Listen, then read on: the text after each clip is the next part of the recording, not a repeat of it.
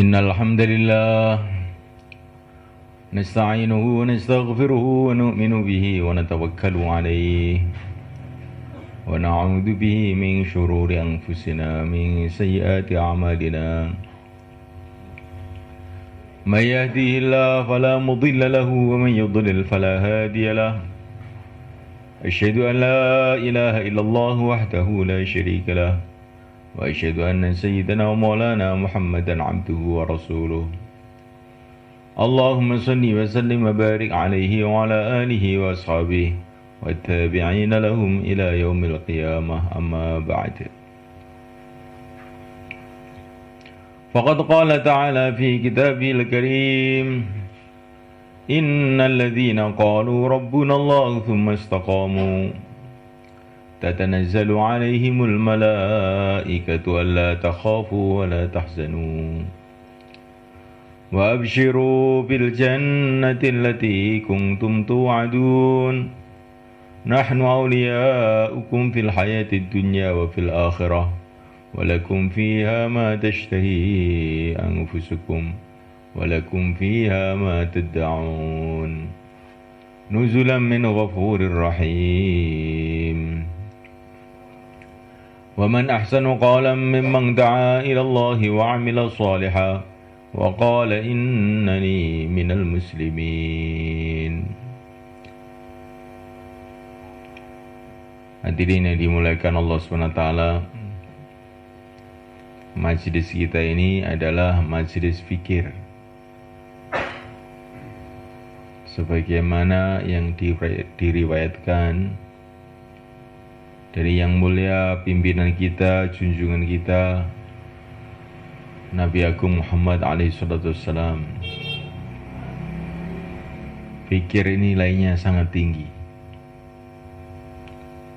Satu hari baginda Nabi bertanya kepada seorang sahabatnya, yaitu Abdullah ibnu Abbas radhiyallahu ta'ala anhu, yang masih kecil waktu itu dan sekaligus juga merupakan keponakan beliau.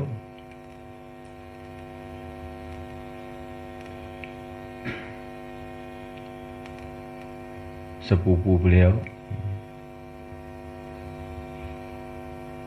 anaknya Abbas. Abbas ini paman baginda Nabi.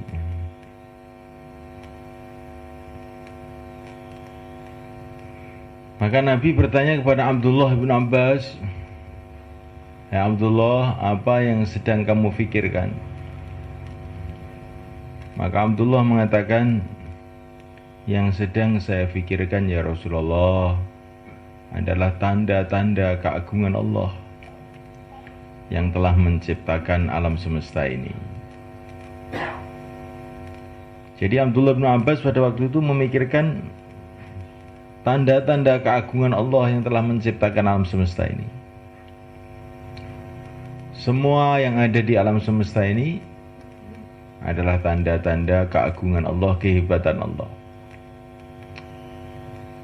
Adanya matahari terbit dari timur, tenggelam di barat, membawa cahaya ke bumi ini yang sudah beribu-ribu tahun, berjuta-juta tahun tanpa henti-henti, merupakan tanda keagungan Allah SWT.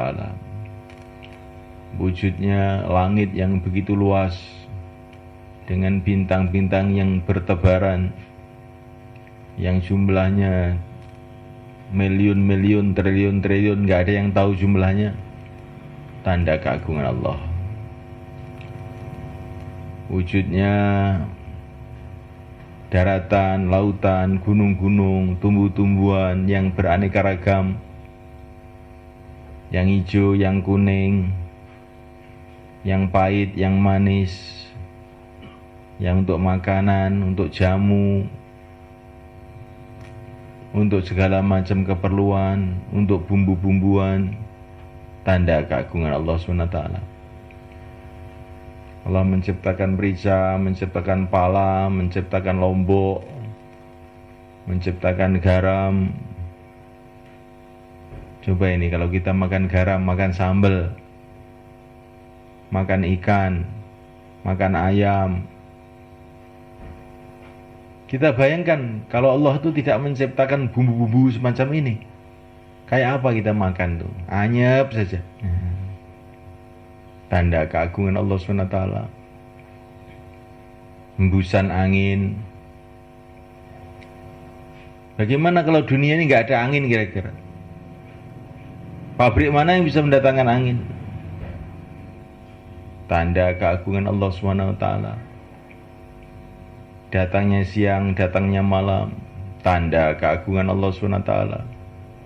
Bagaimana dunia ini kalau siang saja atau malam saja? Kayak apa hidup kita ini jadinya?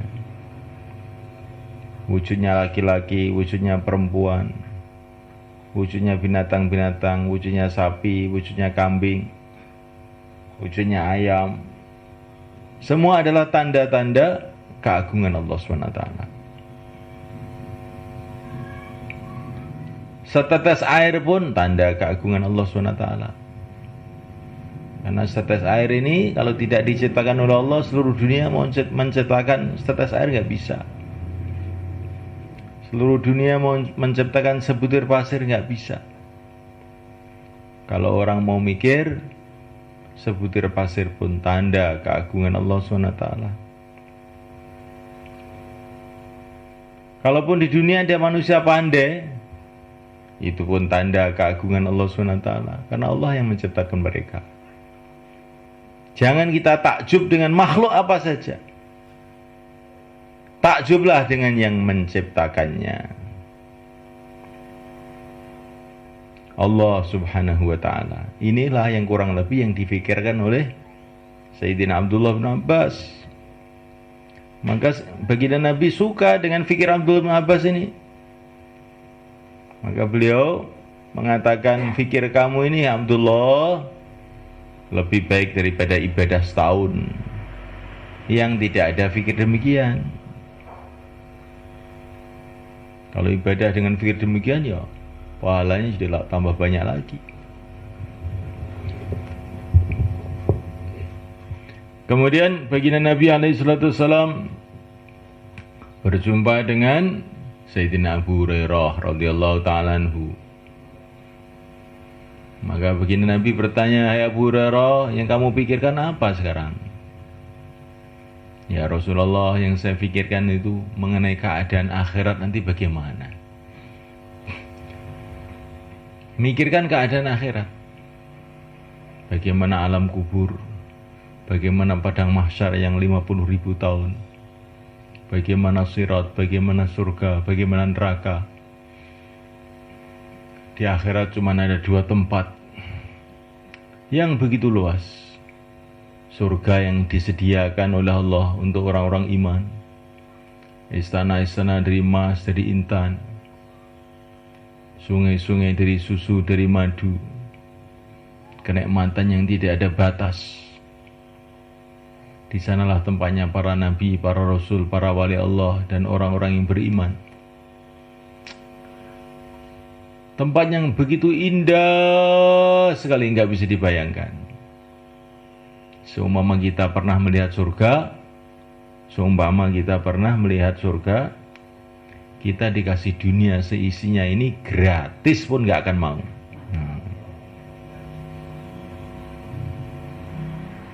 Gratis. Ini dunia seisinya ini kamu ambil gratis, halal 100%. Kamu nggak mau. Untuk apa sih? Saya dunia ini dikit aja cukup, aja mau ke surga. Seumpama kita tahu surga, tapi karena kita tidak tahu surga, maka dunia ini kelihatannya itu hebatnya. Maka Nabi itu ditawari oleh Allah, gunung-gunung mau dijadikan emas. Nabi nggak mau. Karena Nabi itu sudah pernah melihat surga. Waktu Mi'raj Nabi pernah melihat surga. Gunung-gunung emas dikasih, enggak ada. Untuk apa ya Allah? Padahal yang nawari itu Allah, berarti ini halal 100%. Ini enggak mau Rasulullah.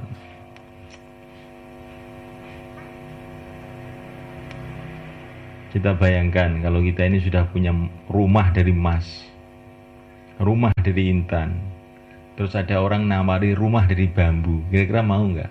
Loh ini gratis loh Pak. Alah ngreget-ngregeti nggon ae. Wis pek dhewe ngono. Nah. Gak mau kita. Nah mulai kan Allah SWT.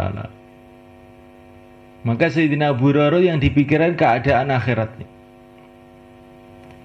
Maka Nabi suka dengan fikir Abu Hurairah nih. Maka beliau mengatakan, Abu Hurairah kamu mikir demikian ini lebih baik dari ibadah 7 tahun yang tidak mikir. Ibadah 7 tahun gak mikir akhirat. Akhirnya ibadah itu mikir duit aja ibadahnya itu. Akhirnya bukan jadi ibadah. Kemudian baginda Nabi berjumpa dengan sahabatnya yang paling mulia, Sayyidina Abu Bakar As-Siddiq radhiyallahu ta'ala anhu. Nabi bertanya, kalau kamu apa yang kamu pikirkan Abu Bakar? Maka Abu Bakar mengatakan, yang saya pikirkan ya Rasulullah, bagaimana seluruh umatmu ini masuk surga semua. Saya ingin semua umatmu ini dapat hidayah masuk surga semua. Ini kalau orang itu mikir umat, ini berarti sudah semua kepikir ini. Karena mikir umat itu maknanya bagaimana umat ini dapat ridho Allah, akhirnya mesti mikir keagungan Allah juga, mesti mikir akhirat juga, masih ditambah lagi mikir orang lain. Jadi mikir umat ini komplit, 3 itu ada semua.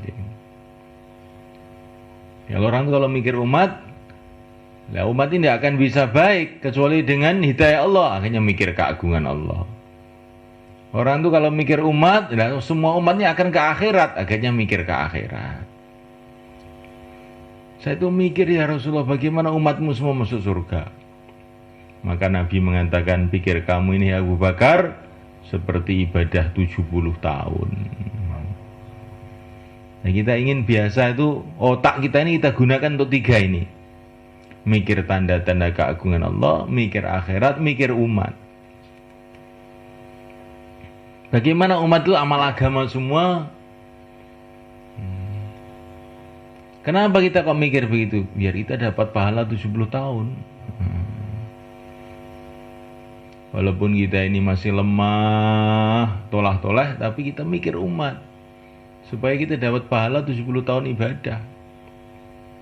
Ibadah itu 1 menit aja sudah nilainya tinggi sekali. Bagaimana 70 tahun ibadah? Maka mikir umat. Bagaimana umat dapat hidayah semua?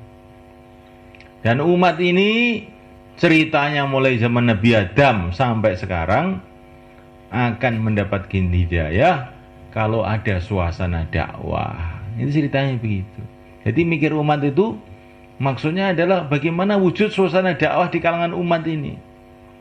Di rumah-rumah ada dakwah, di masjid-masjid ada dakwah, di mobil-mobil ada dakwah, di pasar-pasar ada dakwah. Dakwah itu apa tuh? Mengingatkan orang kepada Allah itu loh. Mengingatkan orang pada akhirat itu namanya dakwah. Dakwah itu bukan harus ceramah di podium, terus pakai protokol acara pertama. Itu bukan begitu itu. Dakwah itu mudah.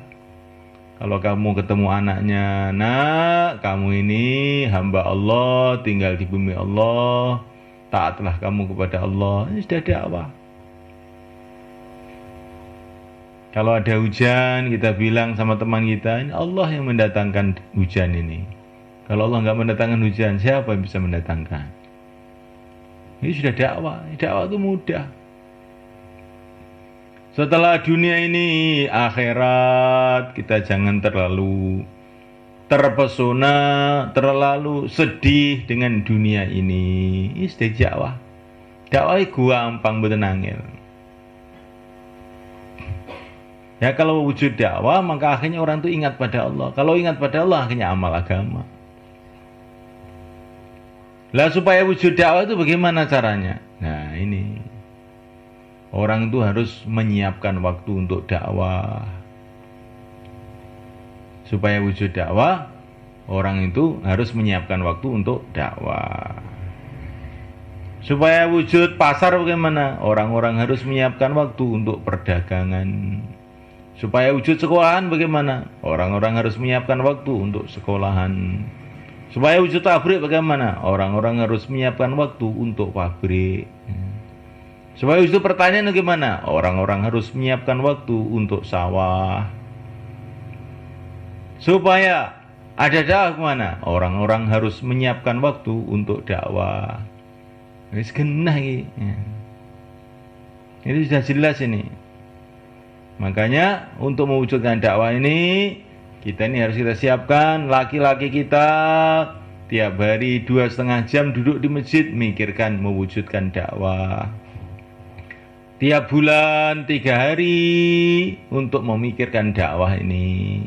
Tiap tahun minimal 40 hari. Yang belum 4 bulan, keluar 4 bulan. Setiap malam Jumat kumpul di markas mikirkan dakwah. Kalau ini kita buat 2,5 jam, 3 hari, 40 hari, 4 bulan, hadir malam markas. Nanti tiba-tiba dakwah ini hidup di mana-mana. Di mana-mana hidup dakwah. Ketika dakwah hidup di mana-mana, agama hidup di mana-mana. Akhirnya kita dapat pahala dari mana-mana.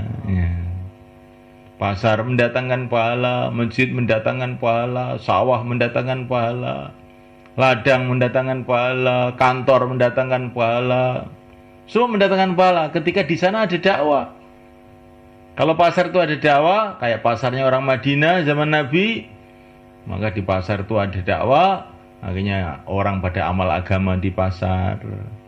Akhirnya perdagangannya jadi baik, tidak tipu menipu, tidak ada pertengkaran, mengikuti syariat. Akhirnya dari pasar itu muncul orang-orang baik, muncul wali-wali Allah dari pasar. Ketika di ladang-ladang di Madinah ada dakwah yang digerakkan oleh Mus'ab bin Umair radhiyallahu ta'ala anhu, sahabat Nabi dikirim ke Madinah, namanya Mus'ab bin Umair, gerak di Madinah selama 1 tahun. Belum ada masjid, Madinah belum ada masjid waktu itu. Geraknya di ladang-ladang, kebun-kebun kurma, sumber-sumber air. Maka dari ladang-ladang, dari sumber-sumber air, kebun-kebun kurma, muncul wali-wali Allah. Muncul wali-wali Allah. Nah, mulaikan Allah SWT, maka kita betul-betul usaha. Ini ibu-ibu kita pikir, ini anaknya yang laki-laki. Kalau yang masih belajar di sekolahan, waktu perayaan dikeluarkan 40 hari atau berapa hari saja. Yang sudah tidak di sekolahan, diusahakan dikeluarkan. Berapa hari saja? 4 bulan, 40 hari, 3 hari. Suaminya didorong, suamiku, kamu keluar dari jalan Allah. Baru mikir saja kamu sudah dapat pahala 70 tahun. Kamu keluar 4 bulan, urusan anak, urusan kambing, urusan rumah, saya yang ngurus. Kamu berangkat 4 bulan. Kalau kamu berangkat 4 bulan, saya di rumah ngurus rumah, saya dapat pahalanya juga. Karena katanya dalam satu hadis, orang yang membantu orang keluar dapat pahala orang keluar. Kamu keluar, saya yang ngurus rumah, saya di rumah dapat pahala seperti orang keluar juga. Hei suamiku, hidup ini cuma sekali, nggak ada hidup 2 kali di dunia ini. Setelah dunia ini adalah akhirat selama-lamanya. Kamu kok belum keluar 4 bulan, ini terus bagaimana? Kamu rugi, saya rugi, anak-anak rugi, umat seluruh alam rugi. Nah, kalau kamu keluar 4 bulan, kamu dapat pahala, saya dapat pahala. Anak dapat berkah, umat seluruh alam dapat berkah semua. Cepat keluar 4 bulan. Ini tasnya, berangkat sekarang juga, jangan ditunda-tunda. Nah, kalau istri demikian ini, insya Allah di akhirat nanti yang akan menjemput kita di surga ini. Nah. Jadi kita ini ingin jadi istri model bagaimana? Nah, kita pikir. Kalau istri model tiap harinya belanja, mikir duit, tak wis akeh tunggale ombyokan, karungan. Nah, istri yang ngajak kepada agama, lah ini yang mahal. Istri yang ngajak berjuang, itulah istri-istrinya baginda Nabi SAW. Istrinya para sahabat. Ini yang untuk laki-laki, yang untuk ibu-ibu juga, yang belum pernah keluar 3 hari, ikut keluar 3 hari, diatur. Yang sudah keluar 3 hari, sekarang waktunya 15 hari.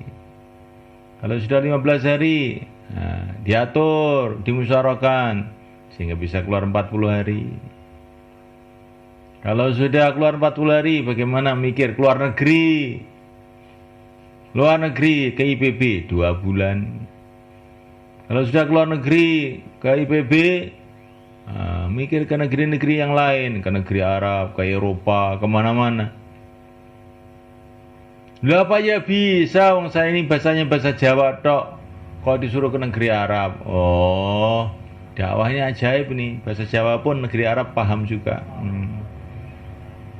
Dulu para sahabat dakwah ke Persia, ke Romawi, ke luar negeri itu taunya bahasa Arab saja. Nggak ngerti bahasa Inggris, nggak ngerti bahasa Persia, nggak ngerti bahasa Romawi para sahabat tuh. Ngertinya bahasa Arab tok. Tapi nanti orang-orang sudah pada bingung menterjemah semua, akhirnya pada masuk Islam. Kamu juga begitu, bisanya bahasa Jawa, pergi ke Arab. Nanti orang Arab terjemah bahasa Jawa kita. Nah, akhirnya orang-orang Arab pun mikir agama, mikir dakwah, kita dapat pahalanya. Ini kemarin jamaah dikirim ke Hong Kong sama ke Macau. Jamaah Masturat dari Semarang dikirim ke Macau. Macau itu tempatnya maksiat seluruh dunia itu di sana. Di sana itu sekarang itu ada dakwah. Itu ke Hong Kong nyebrang kira-kira 15 menit. Nah, di sana wes tempat rusak nggak karuan. Sekarang ada masjid. Nah, dikirim sama Masturat. Nah, wanita-wanita 4 pasang dikirim ke sana. Sudah ada 3 rumah siap, sudah ada 7 rumah siap menerima di sana. Di tempatnya kerusakan, ketika ada dakwah hidayah datang. Maka ini dari Temboro mau kita kirim ke sana juga ini. Yang sudah pernah ke IP 2 bulan kirim ke sana. Yang belum pernah ke IP ya ke IP dulu. Yang mampunya 3 hari, 3 hari dulu. Masya Allah, di Hong Kong itu Pak, ada jamaah-jamaah surat itu 2 tahun di sana. Ada yang 4 tahun, 6 tahun. Tapi sayangnya ini jamaah golek duit. Ya. Dari Magetan juga banyak itu. Bukan 3 hari, bukan 40 hari, 2 tahun. Anaknya yang masih netek, masih nyusu ditinggalkan, suaminya ditinggalkan, rumahnya ditinggalkan untuk golek duit. Nah, kita ke sana bukan mau cari duit. Duit itu Masya Allah, untuk apa duit itu? Kita mau cari akhirat. Cari doanya Nabi. Orang yang mikir umat didoakan Nabi. Rahimallahu khulafai alladzina yuballighuna anni. Semoga Allah merahmati penerus-penerusku yang menyampaikan agama dari aku. Kalau kita mikir umat, dapat doanya Nabi. Orang dapat doanya Nabi, Masya Allah nggak akan rugi dia. Jadi kita ini mikir dakwah ini untuk supaya dapat doanya Nabi. Kita sudah berpisah dengan Nabi kita ribuan tahun yang lalu. Tapi kalau kita mikir dakwah dapat doanya Nabi, maka Malaikat Allah Ta'ala setelah doa nanti ibu-ibu mendaftarkan suaminya, mertuanya, anak laki-lakinya, didaftar nih. Niki keng terangkil niku Pak, keng markas. Saben dinten ditalni jamaah. Aja sampai anak kita mboten tumut. Aja sampai kakung kita mboten tumut. Didaftare kakunge. Kula ridho ikhlas karena Allah, kakung kula medal sekanulan. Seulan ngajeng kula ridho ikhlas. Anak kula medal 30 dina. Ditulis jenenge, alamate. Nggih dimusyawarahne kateng masjid. Nah, niku namine gotong royong mikirne agama. Nek urusan dunia wong bodho gotong royong gawe omah, gotong royong gawe dalan, gitu. Gotong royong napa-napa. Engko nek mboten gotong royong mboten jalan. Sampeyan ndamel griya nek mboten gotong royong mboten dalan. Sampeyan aja ndamel griya. Kayune nandur dhewe dhisik, nggih. Kocone gawe pabrik kaca dhisik, gendenge gawe dhisik. Nah, sampeyan sampe kok mati gak dadi omahe. Tapi kerjasama, nggih. Kocone tuku Komediun, kayune tuku saka perhutani, gendenge saka Winong. Tukange wong-wong sing wis nukang niku dipikir bareng-bareng akhir dadi omah. Semanten ugi agama yang ngoten niku kudu gotong royong. Aja wae urusane dhewe-dhewe iki, aja ngono, gotong royong. Tiang istri bantu tiang jaler bantu tiang istri. Akhire urip agama iso metu tangulan, iso metu 30 dina, oleh ganjaran kabeh, oleh ridane Allah kabeh, ning swarga kabeh akhire. Gotong royong, nek mboten purun gotong royong, nah niki akhire cilaka kabeh akhire. Al-Fatihah. A'udzubillahi minasyaitonir rajim. Ya kan persani tersebut. La ilaha amin. Allahumma salli wa sallim ala sayyidina Muhammad wa ala ali sayyidina Muhammad wa radhiyallahu ta'ala an kulli ashabi Rasulillah ajma'in. Alhamdulillahi rabbil alamin. Rabbana ighfir lana dhunubana wa israfana fi amrina wa tsabbit aqdamana unsurna 'alal qawmil kafirin. Ya Allah, ampunilah kami ya Allah. Ampunilah kedua orang tua kami ya Allah, ahli keluarga kami, teman-teman seperjuangan kami, santri-santri kami, tetangga-tetangga kami, anak cucu kami, orang tua kami, umat Islam seluruh alam ya Allah. Ya Allah, satukan hati kita, fikir mereka kita, langkah-langkah kita ya Allah, untuk kerjasama mengamalkan agamamu, menyebarkan agamamu di seluruh alam. Ya Allah, turunkan hidayah dalam hati kami. Ya Allah, turunkanlah hidayah ya Allah dalam hati ahli keluarga kami, anak cucu kami. Ya Allah, turunkan hidayah ya Allah untuk santri-santri kami, murid-murid kami. Ya Allah, turunkan hidayah untuk tetangga-tetangga kami, ahli kampung kami.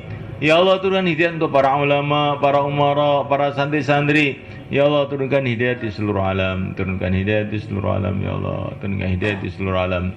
Mudahkanlah hidayah di seluruh alam. Jadikanlah kami semua sebab hidayah seluruh alam. Ya Allah, terimalah kami ya Allah. Terimalah kami ya Allah untuk berkhidmat pada agamamu ya Allah.